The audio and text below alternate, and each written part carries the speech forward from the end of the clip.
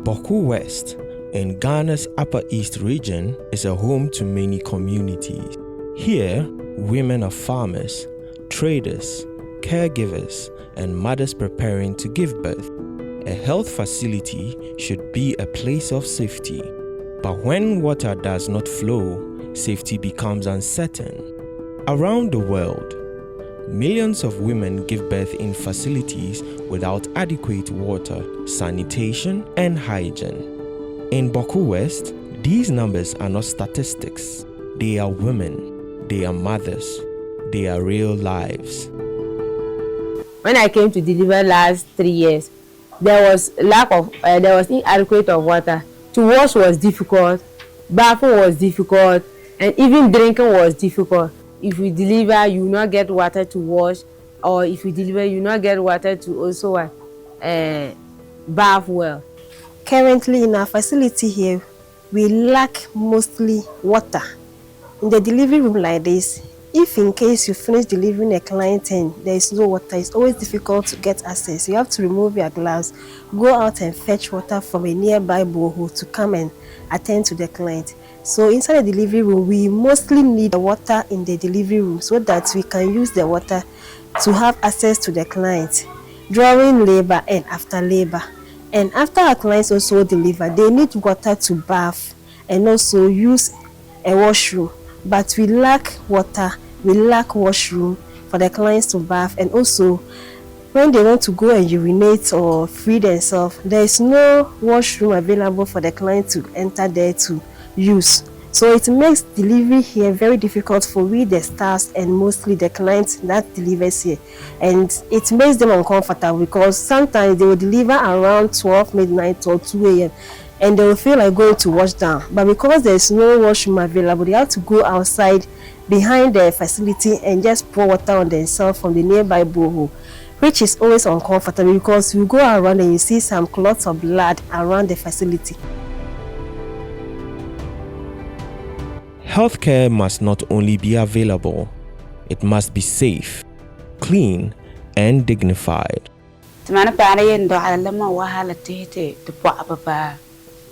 Ai kya go come and to ai tayo paro atni do ala na de le do atla mwat kom kama don do kama bangira kama furna na kwen wan se fu so ni fine nana mana do ana ka yin sula mamye kom bana yi ni yin sa tana wi ko amatma kama so nana yen don na man le yiri yin sa la ban na do aba.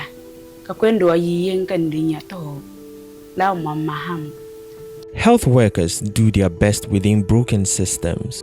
When wash services fail, even the strongest care is weakened. You can imagine you come in the morning, sort of you to just start work. You have to go and fetch water and bring it into the Veronica bucket before you start dusting and do other things, and now wash your hands and start work. It makes the work difficult. And for us to waste time in the water aspect before we start work, by that time is far gone, which is making our work very difficult for us. And our clients here, to get water and drink, is also, the water available is not proper.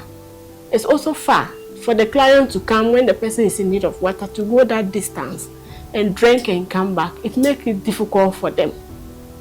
And also, used in the washroom, we the staffs too, you come to work, you are tense up, you don't feel comfortable to use the available bathroom and then washroom and then the toilet because it's not in good shape.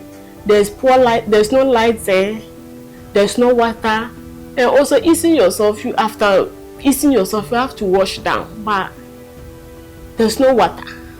So we find it difficult. We find it difficult here.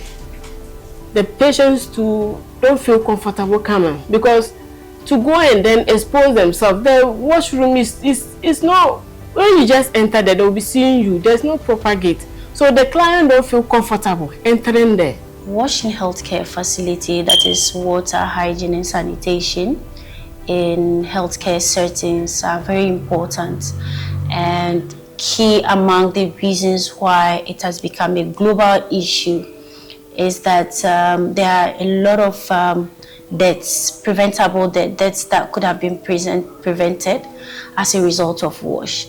Most people go into healthcare facilities for treatment, for healing, but they come back home with infections. This is unacceptable, and just the provision of water, hygiene facilities and sanitation facilities can prevent a lot of deaths happening. Currently, we have about 742 million of the world's population, representing 9%, not having access to water facility or water in healthcare facilities, and over 660 million people going into healthcare facilities without sanitation facilities as well. This, what it does is that it undermines health professionals' ability to practice IPC, which is infection prevention and control, as well as patient comfort. For example, walking into healthcare facility and having to think about how do I take my urine sample? How do I free myself? For a mother who has given birth, these things shouldn't be something she should think about going into a healthcare facility to access services of the facility. Sepsis, currently sepsis is one of the major challenges that the healthcare facility has to deal with, and this can be done, this can be addressed by just having access to WASH facilities. So it has become a global issue, it has become a global call for attention, because we want to prevent deaths that are preventable. We want mother and children or newborns to leave healthcare facility in good health and not having to come back to the facility because they had an infection. This is why the Time to Deliver campaign was launched, a women-led movement demanding action on water, sanitation, and hygiene in healthcare facilities. So, A Time to Deliver is a campaign WaterAid is launching globally across many countries and across many districts. And the goal of the campaign is to bring attention of policymakers, to bring attention of global leaders to the urgent need of water, hygiene, and sanitation in healthcare facilities. At the national level, we're looking to generate a sustained interest of policymakers, of duty bearers, and of commitment, mostly to drive commitments towards ensuring that every healthcare facility in Ghana has water, hygiene, and sanitation. Time to Deliver is an advocacy strategy that is being carried out to prioritize the provision of water, sanitation, and hygiene facilities in health centers in Boku West District. So Boku West, like most deprived districts in the country, for example, Bongo and others, a lot of healthcare facilities do not have access, do not have WASH services provided, even at the point of care, especially for maternity wards. So we are looking forward, as part of the campaign, to mobilize public support, to mobilize community members, to mobilize district level stakeholders around ensuring that we have WASH in these healthcare facilities nationally, and especially deprived districts such as Boku West. Policy must meet practice. Plans must reach delivery rooms. Political commitment must reach mothers. When it comes to our strength as a district, we have a plan, a WASH plan, which has been developed and we are working with at the assembly level. Now, almost all the facilities that are being constructed by the district assembly comes with a WASH facility intact and water piped into the facility. And so All these ones are being done just to make sure that we meet the gaps that exist in the district. But the pace is slow because of the constrained resources that we have as a district. If you actually would look at the area of sanitation, the gap is still wide. And so, including the hospital, for instance, place of convenience for clients and their relatives when somebody's on admission, it's very, very challenging. We keep working with the community members just to intensify the education. And then we have also taken the first step of instituting monthly cleanup exercises in almost all our health facilities. We do it last Friday of every month. This has been happening for some time now, just to make sure that at least the community members would see that this is what we are doing and it will become something they can emulate.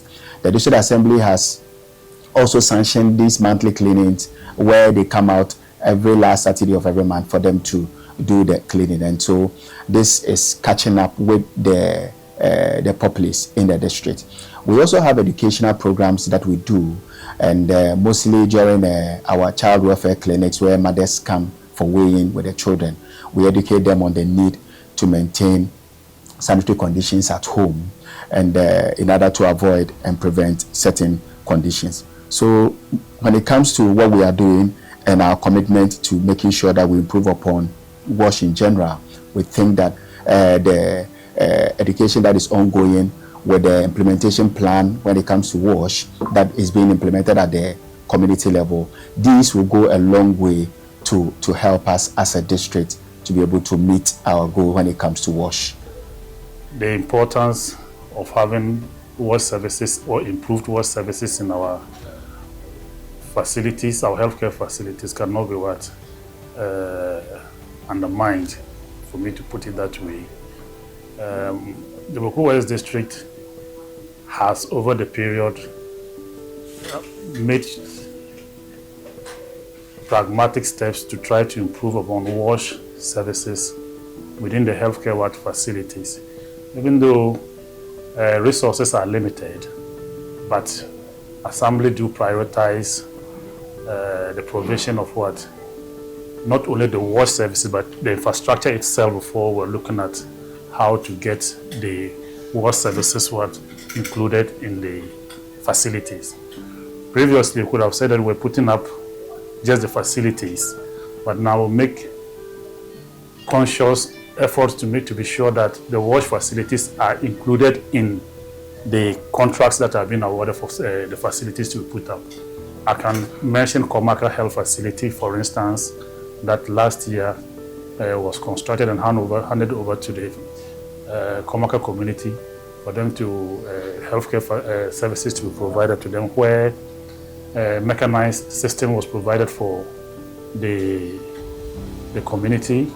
And also, we're also able to, we have one that we are currently, we've handed over actually at Widnaba, maternity block, where we made sure that consciously we provided mechanized systems with water running connectivity into the delivery rooms, where the maternity rooms, where we all know the importance of having hygienic practices well observed when deliveries are being undertaken. We also, for Tunde Health Facility, we're putting up the same facility. These are all infrastructure that are coming from the Assembly directly. And then WASH services are being prioritized. When it comes to WASH in the district, Boko West has seen some improvement works being done in the area of WASH. For instance, you go to the area of Tili with Naba sub-district, we've seen some work being done by USAID through WaterAid at Tili Health Center. Tili Health Center is the headquarters of the sub-district, and until the arrival or intervention of WaterAid, we used to have water crisis. If I say water crisis, I mean we used to travel distances before we could get water to wash our hands, and it usually becomes much of a problem when we have a labor case, because much water is needed for that procedure. So we initially used to employ or use Veronica buckets, where we travel. If you look outside, you see a broken down borehole currently. That is where we used to go and fetch the water into the Veronica buckets. And where you run short, then you are alone, you will have some level of crisis. But then WaterAid and its partners, some of which includes global communities, came in 2 years ago. They were able to give us 6-seater toilets, water closets, and that is for staff and then clients. They were also able to give us a laundry and a water closet specifically for the pregnant women. This is my second delivery. The first time I came, there wasn't a wash facility. And after delivering, my mother-in-law had to go to the community borehole, fetch water for me.